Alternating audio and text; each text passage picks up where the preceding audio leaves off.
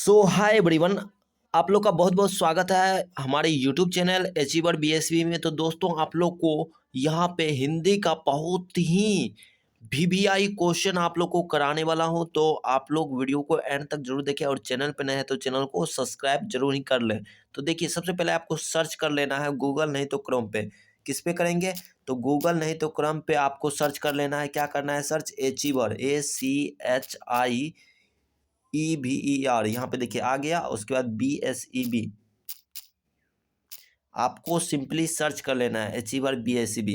जैसे ही सर्च कीजिएगा तो देख सकते हैं आप लोग। यहाँ पे मैं आपको दिखा रहा हूँ। यहाँ पे देखिए गूगल नहीं तो क्रोम पे आपको ये चीज़ सर्च कर लेना है। उसके बाद देखिए फर्स्ट साइट जो आएगा उसको ओपन कर लेना है। देखिए ये वाले को आप लोग को ओपन कर लेना है। ओपन जैसे ही आप लोग करते हैं उसके बाद देखिए कुछ ऐसा इंटरफेस आपको देखने को मिलेगा। तो देखिए यहाँ पे थोड़ा सा नेट प्रॉब्लम आ रही है तो यहाँ पे थोड़ा सा टाइम लेगा। तो यहाँ पे देखिए सिंपली यहाँ पे खुल के आ गया है। तो यहाँ पे देख सकते हैं आप लोग अचीवर BSB। आप लोग को ये चीज़ आप लोग को याद रख लेना है। उसके बाद देखिए ज्वाइन अस ऑन टेलीग्राम। अगर आप लोग डेली अपडेट चाहते हैं एजुकेशन से रिलेटिव और जो भी आप लोग को अगर चाहते हैं, अगर यहाँ पे कुछ भी अपडेट आप चाहते हैं लेने के लिए तो यहाँ पे टेलीग्राम पे ज्वाइन हो सकते हैं। उसके बाद जो भी यहाँ पे वायरल क्वेश्चन सब मिलेगा तो ये आप लोग को टेलीग्राम पे ही दिया जाएगा। तो आप लोग टेलीग्राम पे जरूर ही जुड़े। उसके बाद देख सकते हैं आप लोग class 10 12th online cues class 10th यहाँ पे सारा चीज़ आप लोग को प्रोवाइड कराया जा रहा है। तो आप लोग को चैनल को जरूर ही सब्सक्राइब कर लेना है। उसके बाद सिलेबस यहाँ पे सारा करियर एडवाइस भी आपको लोग को दिया गया है। और आप लोग अगर चैनल से पढ़ना चाहते हैं यूट्यूब चैनल से तो यहाँ पे आवर यूट्यूब चैनल्स भी है। तो इसको क्लिक कीजिएगा तो डायरेक्ट यूट्यूब ओपन हो जाएगा। उसके बाद देख लीजिए हम लोग आज हिंदी का करेंगे। किसका करेंगे? हिंदी का। देखिए क्लास 12th हिंदी का हम लोग करेंगे। किसका करेंगे? क्लास 12th हिंदी का। तो सिंपली मैं हिंदी पे क्लिक कर रहा हूँ। हिंदी पे क्लिक करने के बाद कुछ ऐसा यहाँ पे टॉपिक वाइज खुल के आएगा। चैप्टर्स यहाँ पे सभी चैप्टर। तो हम लोग आज बातचीत चैप्टर का करेंगे। तो हम लोग सिंपली किस में क्लिक करना है? बातचीत में। तो जैसे ही बातचीत में क्लिक करते हैं देखिए कुछ ऐसा इंटरफेस आपको देखने को मिलेगा। और यहाँ पे आपका सारा चीज़ आप लोग को प्रोवाइड कराया गया है। यहाँ पे देखिए हम लोग वन शॉट करने वाले हैं। क्या करने वाले हैं? वन शॉट करने वाले हैं। 12th Hindi Bihar board 2022 one shot बातचीत। एक वीडियो में लेखक के बारे में पाठ का सारांश MBBI ऑब्जेक्टिव प्लस सब्जेक्टिव सारा चीज़ करने वाले हैं एक ही वीडियो में। तो देखिए एक वीडियो में सब कुछ समाप्त। यहाँ पे देखिए एक ही वीडियो में बातचीत चैप्टर हम लोग एक चैप्टर पूरा समाप्त कर देंगे। तो देखिए बातचीत यहाँ पे देख चैप्टर का नाम क्या है? बातचीत है। उसके बाद देखिए बातचीत लेखक के बारे में। यहाँ पे देखिए बातचीत लेखक के बारे में हम लोग जान लेते हैं। देखिए यहाँ पे बालकृष्ण भट्ट भारतेंदु युग के सर्वाधिक प्रखर विचारकों में थे। हिंदी गद्य और आलोचना के निर्माण में बालकृष्ण भट्ट की भूमिका महत्वपूर्ण थी। हिंदी प्रदीप्त नामक पुस्तिका के माध्यम से उन्होंने विभिन्न सामाजिक सांस्कृतिक और राष्ट्रीय महत्व के विषयों पर गंभीर विचारात्मक निबंध लिखे और लिखवाए। इन निबंधों में राष्ट्रीय नवजागरण का केंद्रीय स्वर समाहित था। उन्होंने नितांत व्यक्तिगत और रोजमर्रा के साधारण अनुभव जैसे विषयों को गंभीर चिंतन से पूर्व कर दिया। नवजागरण और स्वाधीनता संघर्ष के उस दौर में अपने वैचारिक निबंधों से उन्होंने आधुनिक चेतना का व्यापक प्रसार क्या था। उसके बाद देखिए हम लोग यहाँ पे देख सकते हैं आप लोग को यहाँ पे बोर्ड एग्जाम 2022 का पूरा तैयारी फ्री में करने के लिए आप लोग यहाँ पे क्लिक कर सकते हैं। जैसे ही क्लिक कीजिएगा तो आप लोग को ये पूरा चीज़ फ्री में आप लोग को वहाँ पे मिल जाएगा। उसके बाद देखिए यहाँ पे बातचीत यहाँ पे आप लोग देख सकते हैं बातचीत पाठ का सारांश। तो आगे जो हम लोग करने वाले हैं तो वो सारांश करने वाले हैं। तो देखिए बातचीत चैप्टर जो है उसका हम लोग सारांश देखेंगे। प्रस्तुत निबंध वर्णनात्मक प्रकृति का है तथा इसमें भाषा और शैली में व्यवहारिकता का ध्यान रखा गया है। पूरा निबंध मोनू पाठक से संवाद कर रहा है। निबंध में बालकृष्ण भट्ट ने अत्यंत सामान्य और रोजमर्रा के विषय बातचीत को आधार बनाकर वैचारिक जागरूकता लाने की कोशिश की है। निबंधकार ने यूरोप में आर्ट ऑफ कन्वर्सेशन का उदाहरण देकर बातचीत के महत्व को बताया है। बातचीत में आकर्षण बना रहे इसके लिए यूरोप के लोग अपनी बात में सरस उक्तियों का ध्यान रखते हैं। भट्ट जी का मानना है कि हमारे यहाँ भी बातचीत की भाषा और उसके लिखित रूप यानी गद्य की भाषा सरस लोकोक्तियों से पूर्ण और मुहावरेदार होनी चाहिए। ऐसा इसलिए कि जिस राष्ट्रीय चेतना का संप्रेषण भारतीय जनता में होना चाहिए था वह आम फतह शब्दों को बाकी जैसी सरस विधा में ढालकर संभव थी। उसके बाद देखिए आगे हम लोग को क्या बतलाया गया है। तो देखिए यहाँ पे भाषणबाजी से नहीं, इसीलिए वे रॉबिन्सन क्रूसी का उदाहरण देते हुए कहते हैं कि वह तकरीबन 16 वर्षों तक मनुष्य समाज से दूर रहा। वह कुत्ते, बिल्ली आदि जानवरों के साथ रहता था। एक बार फ्राइडे नामक व्यक्ति के मुख से मनुष्य जैसी बात सुनकर उसे आश्चर्य हुआ। उसने भी बोलने की कोशिश की और उसे ज्ञान हुआ कि वह जानवरों से पृथक और बातचीत कर सकता है। अपनी भावनाओं, अपने विचार, आवश्यकताओं, सुख दुख सब कुछ दूसरों से साझा कर सकता है। अतः अपने भावों को दूसरों के सामने प्रकट करना तथा दूसरों के भाव को समझ लेना बातचीत के माध्यम से ही संभव है। आज़ादी के संघर्ष भरे दिनों में भारतीय जनता बातचीत के माध्यम से परस्पर एक सूत्र हो सकती थी और इसी अर्थ में भट्ट का विशेष महत्व सिद्धांत होता है। उसके बाद चलते हम लोग आगे। यहाँ पे देख सकते हैं बातचीत वीवीआई सब्जेक्टिव क्वेश्चन।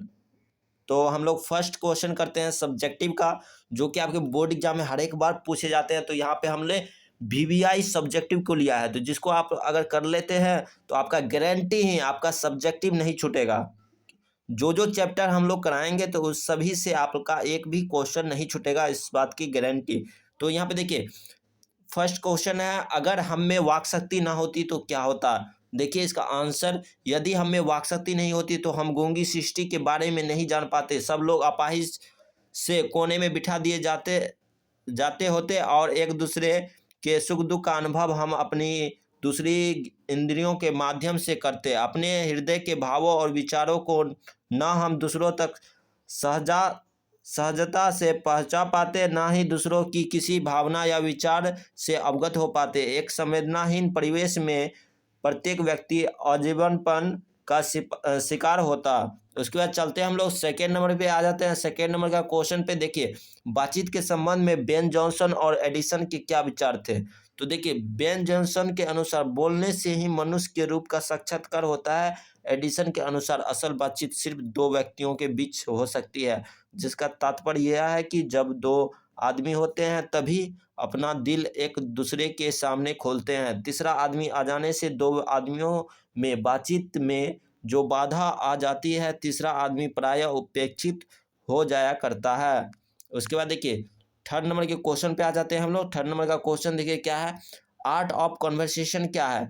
तो देखिए आर्ट ऑफ कन्वर्सेशन यूरोप के लोगों में परस्पर बात करने की कला को कहते हैं। उसकी पूर्ण शोभा काव्य कला प्रवीण विद्वान मंडली में है। इसमें ऐसे चतुराई के प्रसंग होते हैं जिन्हें सुनकर कानों को अत्यंत सुख मिलता है। यूरोपीय लोगों की बातचीत में विद्वता का दम्भ नहीं होता, बातचीत में आकर्षण बना रहे, इसीलिए वहन के लोग अपनी बात में सरस उक्तियों का ध्यान रखते हैं। इसी को हिंदी में सौहृद मोष्ठी नाम दिया गया है।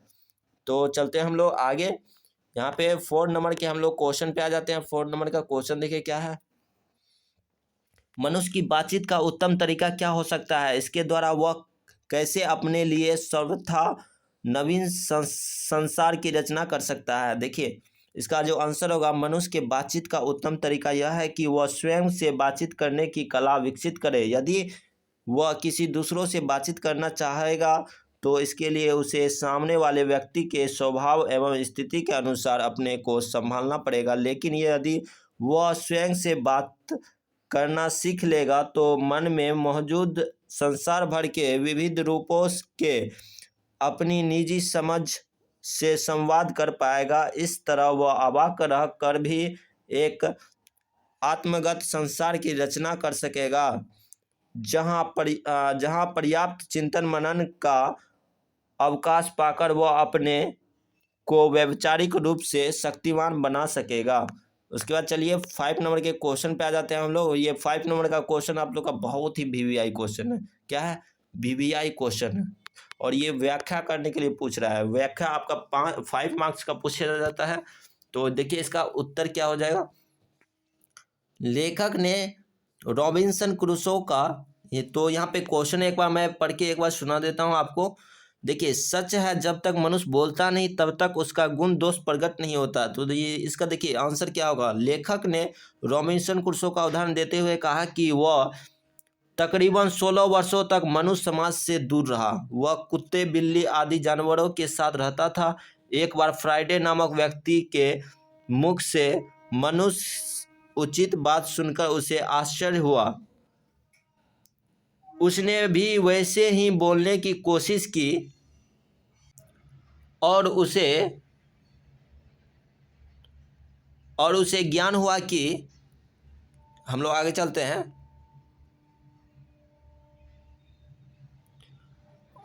और उसे ज्ञान हुआ कि जानवरों से पृथक और बातचीत कर सकता है। अपनी भावनाओं, अपने विचार, आवश्यकताओं, सुख दुख सब कुछ दूसरों से साझा कर सकता है। अतः अपने भाव को दूसरों के सामने प्रकट करना तथा दूसरों के भाव को समझ लेना बातचीत के माध्यम से ही संभव है। अतः यह कहना ठीक है कि जब तक मनुष्य बोलता नहीं तब तक उसका गुण दोष प्रकट नहीं होता। प्रसिद्ध पश्चिमी विद्वान बेन जॉनसन ने भी कहा कि बोलने से ही मनुष्य के रूप का साक्षात्कार होता है। तो देखिए यहाँ पे एक ऑब्जेक्टिव आप लोग का बन रहा है। यहाँ पे देख सकते हैं बेन जॉनसन ने क्या बोला था कि मनुष्य बोलने से ही मनुष्य का रूप का साक्षात्कार होता है। तो यहाँ पे ऑब्जेक्टिव में आप लोग को पूछा जाता है कि बोलने से मनुष्य के रूप का साक्षात्कार होता है, यह किसने बोला था? तो आपको याद रख लेना है, बेन जॉनसन ने ये बोला था। उसके बाद देखिए वीवीआई ऑब्जेक्टिव पे हम लोग चले आते हैं। जैसा कि आप लोग को मैं बताया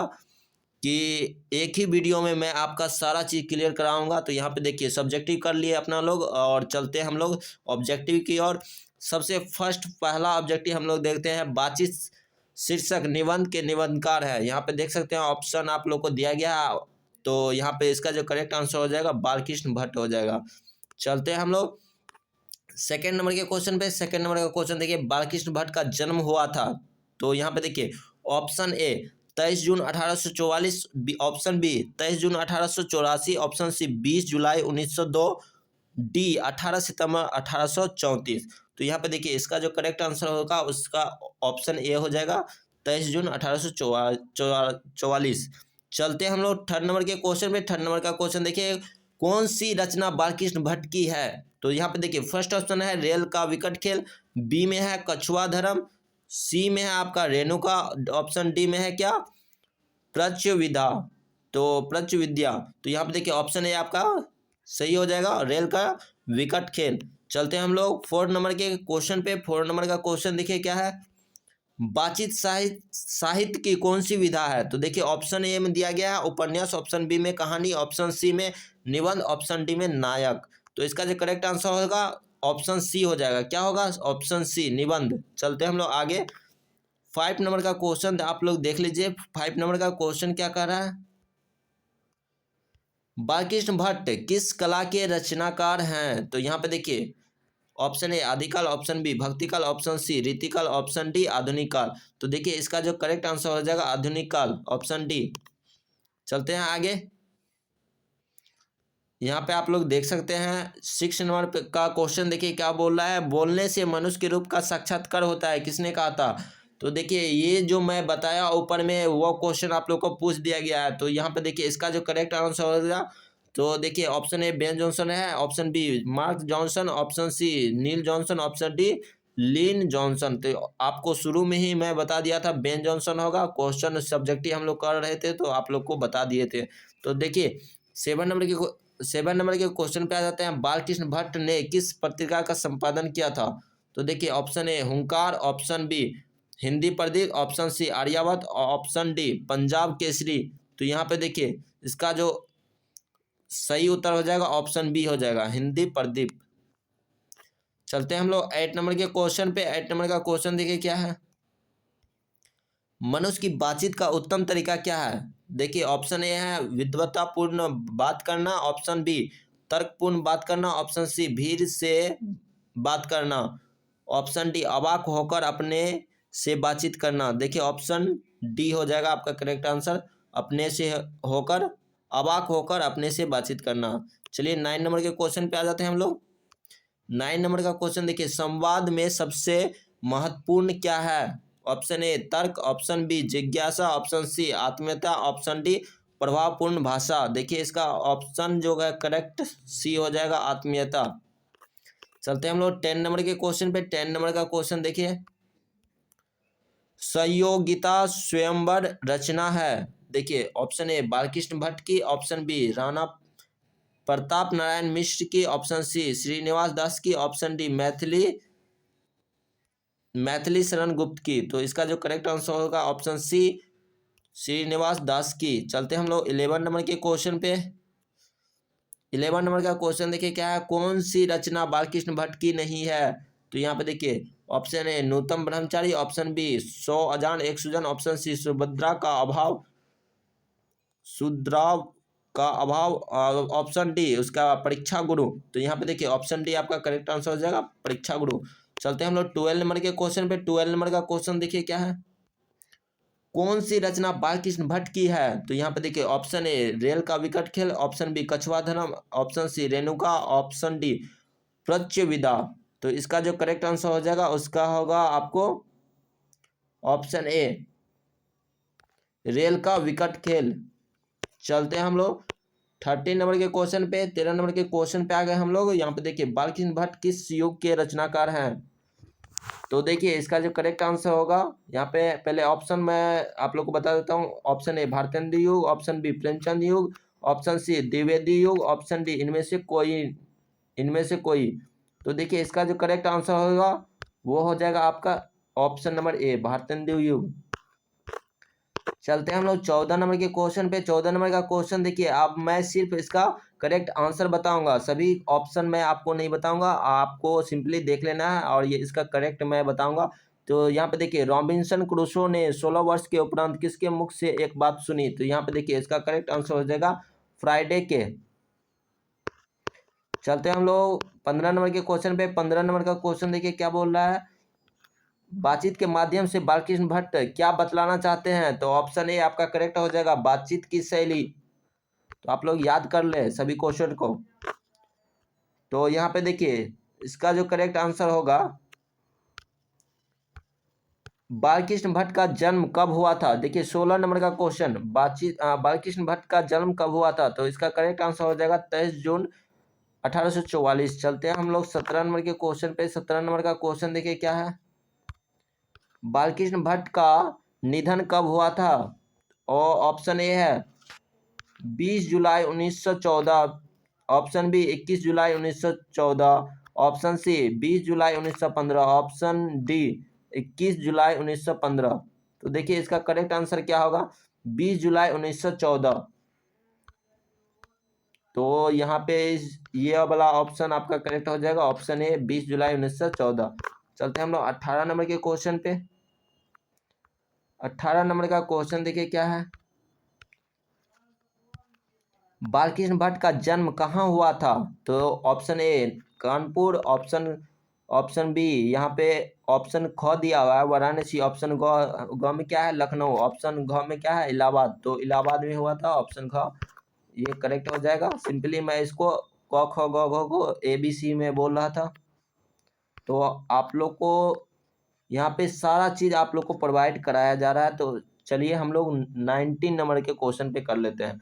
तो देखिए बालकृष्ण भट्ट ने प्रारंभ में किस भाषा की पढ़ाई की। तो देखिए option A Sanskrit, option B Prakrit, option C Pali, option D Hindi. तो देखिए क ख ग घ को मैं सिंपली क्या बोल रहा हूँ ABC। तो आप लोग को कंफ्यूज नहीं होना है। इसका जो करेक्ट आंसर हो जाएगा ऑप्शन ए यानी इसका को आंसर हो जाएगा संस्कृत। चलते हैं हम लोग 20 यानी 20 नंबर के क्वेश्चन पे आ जाते हैं हम लोग। और 20 नंबर का क्वेश्चन देखिए क्या है। बालकृष्ण भट्ट ने किस पत्रिका का वर्षों तक संपादन किया? तो यहाँ पे देखिए option A Hindi Sansar, option B Hindi Pratap, option C Hindi Gaurav, option D Hindi Pradeep. तो इसका जो करेक्ट आंसर हो जाएगा हिंदी प्रदीप। क्या होगा?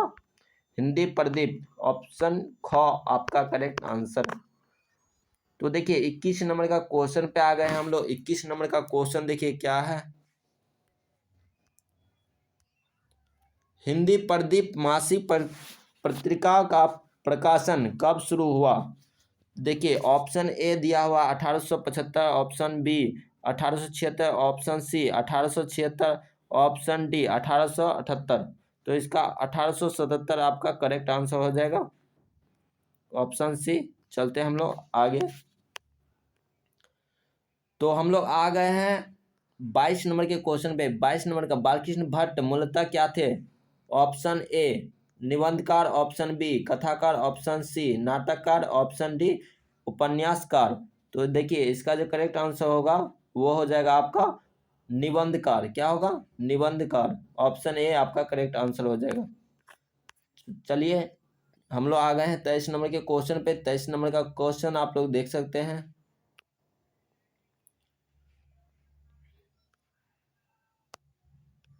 बालकृष्ण भट्ट के निबंध संग्रह का क्या नाम है? तो यहाँ पे देखिए ऑप्शन ए दिया हुआ है भट्ट निबंधवाली, ऑप्शन ख में दिया हुआ है भट्ट निबंध संचय, ऑप्शन ग में दिया हुआ है भट्ट निबंध संग्रह, उसके ऑप्शन घ में दिया हुआ है भट्ट निबंध माला। तो यहाँ पे देखिए भट्ट निबंध माला आपका ऑप्शन घ करेक्ट आंसर हो जाएगा। चलते हैं हम लोग 24 नंबर के क्वेश्चन पे। 24 नंबर का क्वेश्चन देखिए क्या है। बालकृष्ण भट्ट किस युग के थे? तो यहाँ पे देखिए ऑप्शन ए भारतेंदु युग, ऑप्शन बी द्विवेदी युग, ऑप्शन सी आदिकाल, ऑप्शन डी वीरगाथा काल। तो यहाँ पे देखिए भारतेंदु युग के थे, ऑप्शन ए आपका करेक्ट आंसर हो जाएगा। चलते हैं हम लोग 25 नंबर के क्वेश्चन पे। 25 नंबर का क्वेश्चन देखिए क्या है। आर्ट ऑफ कॉन्वर्सेशन कहाँ के लोगों में सर्वाधिक प्रचलित है? तो यहाँ पे देखिए option A Africa, option B Bharat के, ऑप्शन सी यूरोप के, ऑप्शन डी कनाडा के। तो इसका जो करेक्ट आंसर होगा वो आपका हो जाएगा यूरोप के। क्या होगा? यूरोप के, आपका ऑप्शन सी आपका करेक्ट आंसर हो जाएगा। तो सिंपली यही 25 क्वेश्चन था तो ऑब्जेक्टिव में, और सारा चीज़ आपको मैं करा दिया। तो इस वीडियो को देखने के बाद आपको एक भी चीज़ नहीं छूटेगा, ये मेरी तरफ से आप लोगों की गारंटी है। आप लोग को सिंपली जितना मैं बोला हूँ, जितना मैं आपको समझाया हूँ, उसको सिंपली आप लोग को समझ लेना है और इसे रट लेना है, और आपका एक भी क्वेश्चन नहीं छूटेगा। तो इस सभी को आप रट लीजिए। तो फिर मिलते हैं हम एक नए वीडियो में, तब तक के लिए जय हिंद। आप लोग पढ़िए और मस्त रहिए।